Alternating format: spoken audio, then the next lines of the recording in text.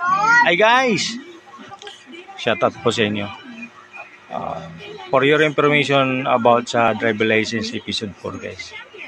Ito guys, malaga po natin malaman to na napag-usapan natin. Lalo na kung kayo baguhan ngayon, kukuha kayo ng lisensya o driver license. Kailangan pumunta muna po kayo sa rehistradong o accredited ng LTO na mga training school na kung saan ginaganap around sa Pilipinas po. Una-una guys, mag TDC sa school kayo, limang araw na 5 oras. Pangalawa, pag pumasa kayo doon, proceed na kayo sa PDC, practical driving. Doon, magdi-decide kayo guys kung sasakyan man yung 4 wheels o motor.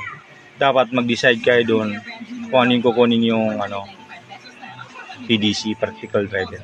Kung automatic lang guys yung i-drive. Dapat. Both yan sa 4 wheels sa motor.